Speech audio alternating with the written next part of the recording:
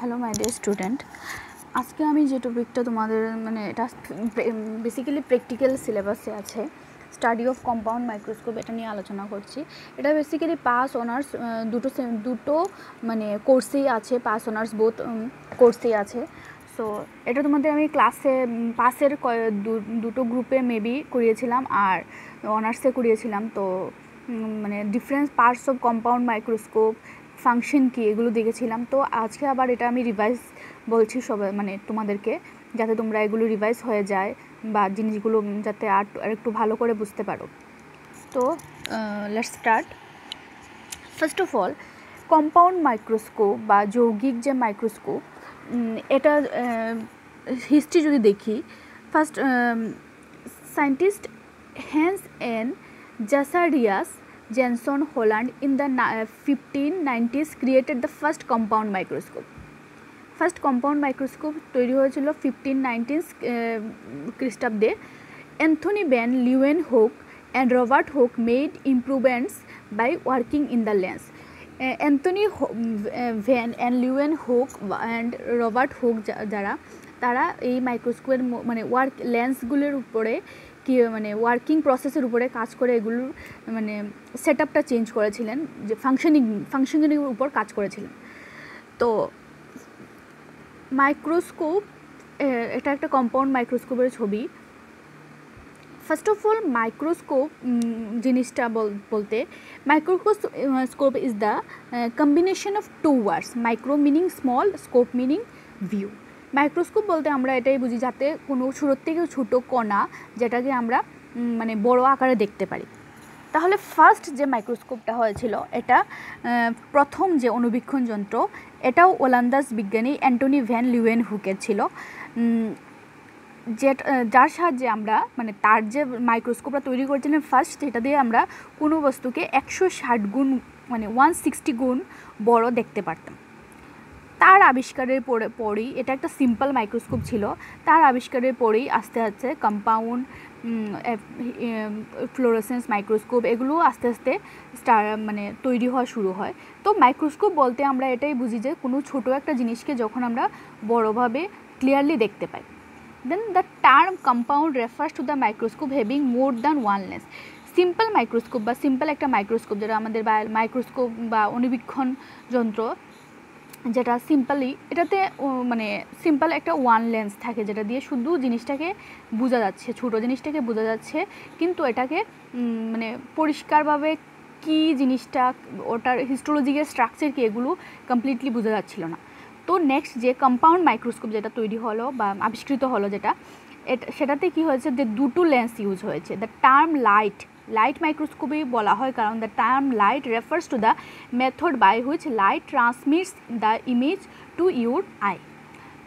Light microscope বলা হয় কারণ লাইটের থ্রোতে এই যে মেথড, লাইটটা ট্রান্সমিট হয়ে ইমেজের উপর পড়ে, যে ইমেজ টু ইউর আই, যেটার থ্রোতে চোখের মধ্যে ইমেজটা ফরমেশন হওয়ার পরে ট্রান্সমিটটা করে লাইটে, যেটার সাহায্যে আমরা ক্লিয়ারলি জিনিসটাকে দেখতে পাই। এখানে দুটো মাইক্রোস্কোপ দেখানো হয়েছে। This are the microscope mainly differ in the source of light they use. One uses mirror to converge the sunlight while other used to direct the illuminator. এখানে দুটো মাইক্রোস্কোপের মধ্যে ডিফারেন্স বোঝানো হয়েছে, যে একটা মাইক্রোস্কোপ কী হয়েছে, যে জাস্ট মিররটা সানলাইটের থ্রোতে কনভার্স করা হয়েছে, আর আদারটা ডাইরেক্টলি ইলুমিনেটর দেওয়া হয়েছে। দেন প্রিন্সিপাল মাইক্রোস্কোপ বা কম্পাউন্ড মাইক্রোস্কোপ বা যৌগিক অণুবীক্ষণ যন্ত্রের প্রিন্সিপাল বলতে আমরা কি বুঝি, কি মূল নীতিটা কি। A focused beam of light passes through the material under study in the microscope. কী হয়েছে, আমরা যখন জিনিসটাকে মাইক্রোস্কোপের নিচে ফোকাস করি, তখন ওটার মধ্যে লাইট পাস হয়। Parts of the specimen that are optically dense, তখন স্পেসিমেনটার উপর লাইট পড়ার ফলে ওইটা optically dense and having high reflective index or coloured when stain the cast of potential shadow which is magnifying into main stage as it passes into the observer eye. যখন আমরা observation করি, তখন ওই colouring সাবস্টেন্সটা, যখন আমরা blood সেলের ক্ষেত্রেও স্টেন করছিলাম লিসমেন স্টেন দিয়া, যাতে কালারিং ইমেজটা যাতে আমাদের চোখের সামনে ফরমেশন হয়, যেটার থ্রুতে আমরা জিনিসটাকে ক্লিয়ারলি দেখতে পারি। এটা হলো মেইন যে মূল নীতিটা মাইক্রোস্কোপের, যাতে ইমেজ যে স্পেসিমেনটার থেকে যাতে রিফ্লেক্ট হয়, আমাদের চোখে আলোটা আসে, স্পেসিমেনটাকে ক্লিয়ারলি দেখতে পাই। তো একটা মাইক্রোস্কোপে যেটা যৌগিক মাইক্রোস্কোপের ডিফারেন্ট পার্টস যদি আমরা দেখি, eyepiece, body tube, nosepiece, objective lens, arm, stage pillars. Eyepiece means অভিনেত্র, বডি টিউব তো টিউব বা যেটা, তারপর নোজ পিস যেটা মেনলি স্থির আর আবর্তনকারী যে সংস্থাটা এটা, তারপর stage, clips, diaphragm, pillar, mirror, then coarse adjustment knob যেটারে স্থূল সংস্থাপক স্ক্রু, আর একটা হলো সূক্ষ্ম সংস্থাপক screw means fine adjustment screw. Objective lens, different type objective lens means optical যে অবিলক্ষটা থাকে 10x, 40x অ্যান্ড 100x এর, সামটাইমস 100x, যেটা ওয়েল ইমালশনে দেখতে হয়। তো parts and function of microscope, different এই যে ডিফারেন্ট পার্টস, এগুলোর ডিফারেন্ট পার্টসের নাম আর কী কাজ, ফাংশনিং কী। তো পার্টস অফ মাইক্রোস্কোপ যদি দেখি, parts and function of microscope, different parts কী কী আছে, mechanical support system, optical system, illumination system, adjustment system. Mainly mechanical সিস্টেমের মধ্যে ফার্স্টে বেস এখানে দেখেছিলাম আমরা, বেস পোর্শনটার মেইন কাজই হলো সাপোর্ট। মেইন সাপোর্ট সিস্টেম মাইক্রোস্কোপের সাপোর্ট সিস্টেমটাই হলো base, support microscope. Arm support the tube and connects it to the base. Revolving nosepiece or turret, যেটা নোজ পিস মিন্স স্থির or আবর্তনকারী সংস্থা, যেটা holds 2 or more objective lenses and can be rotated to easily change power. Stage horizontal platform with central opening, stage যেটা একটা horizontal platform. Mechanical stage gives control to the movement to the objective on the slab. Mechanical stage যেটা, এটা কী করছে, মানে জিনিস give the control movement to the অবজেক্টের control মুভমেন্টের, যখন আমরা স্পেসিমেনটা রাখি, স্লাইড যে কোনো স্লাইডটা রাখি মেনলি স্টেজটার উপরে, নিশ্চল স্টেজটার উপরে, তখন এটা মুভমেন্টে মেকানিক্যাল স্টেজটা হেল্প করছে। অপটিক্যাল সিস্টেমের মধ্যে first objective, one or more lens held in the position by হলো মেটাল সিলিন্ডার। দুটো টাইপের, একটার বেশি লেন্স আছে কম্পাউন্ড মাইক্রোস্কোপে, একটা যেটা আমরা নর্মালি আমাদের ল্যাবে দেখেছি প্র্যাকটিক্যালের সময়, একটা 10x-এর থাকে, একটা 40x-এর থাকে। 10x-এ কোনো একটা জিনিস সেট করার পর তাহলে 10x-টা আমরা বলছি লো পাওয়ার, যেটা আমাদের যেটা লেভে যেটা মাইক্রোস্কোপটা আছে, ম্যাগনিফাইং দ্য অবজেক্ট, এটার ফাংশনিং হলো magnifying the object. They almost always consist of 4x scanning objective, 10x low power objective, 40x high power objective, retractable, 100x যেটা অয়েল ইমালশন অবজেক্টিভ। তো আমরা যে ল্যাবে যে মাইক্রোস্কোপটা দেখেছি 10x আর 40x, 100xও ছিল, 100xটা ইউজ করা হয় না কারণ ওটা অয়েল ইমালশনে ইউজ করতে হয়। সো 10x-এ আমরা লোয়ার পাওয়ারে কোনো অবজেক্টটাকে দেখি, তারপর ওটাকে 40x-এ নিয়ে হাই পাওয়ার অবজেক্টে আমরা মোটামুটি ক্লিয়ারলি দেখতে পাই। Eyepiece consist of upper eye lens and lower fields lens, they are usually 10x and 15x। আইপিস যে পোর্শনটা থাকে এটা মেনলি 10x আর 15x-এরই থাকে।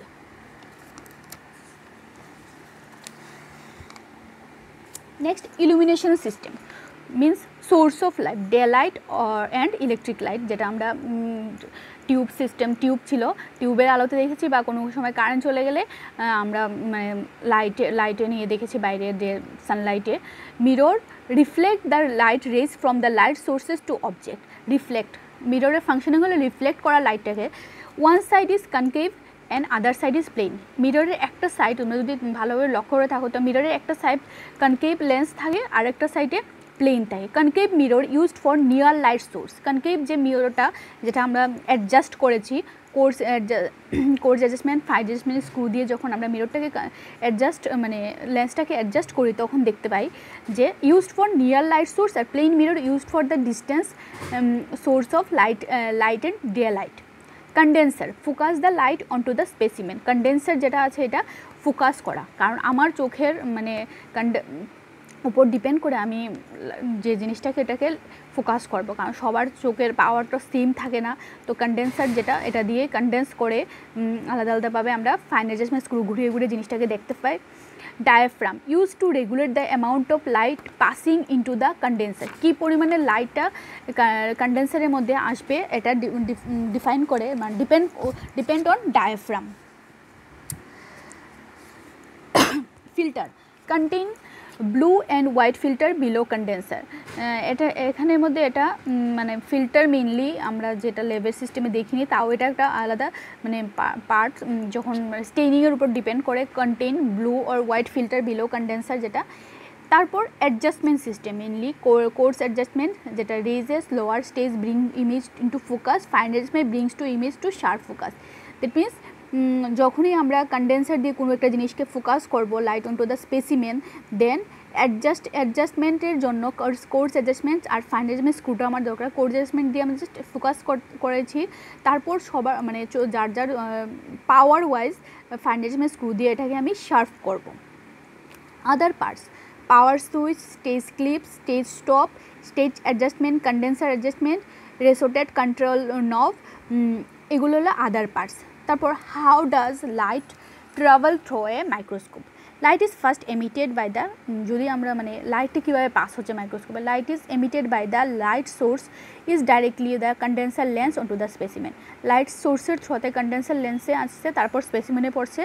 The light from the specimen then pass through the objective lens, then specimen থেকে objective লেন্সে আছে। Further light rays are pass to a projector lens which reverses their direction so that when the image reaches on the eye it will not appear upside down, তখন একটু upside down ইমেজটা formation হয়। Not all microscope have a projector lens, so সব মাইক্রোস্কোপে projector lens থাকে না। So the viewer may be seeing a reverse image, that's why sometime viewer seeing a reverse image, যে ইমেজটা আছে এটা রিভার্স ইমেজ ফরমেশন হয়। In this cases when the slide is moved it will appear to be moving the opposite direction to the viewer, that's why sometime it will যে ইমেজটা formation হয় it will appear to be the moving the opposite direction to the viewer. The light rays then travel to the oracular lens or eyepiece. This is often 10x magnification lens, meaning it magnifies the magnified image an additional 10 times. The image is then projected into the eye.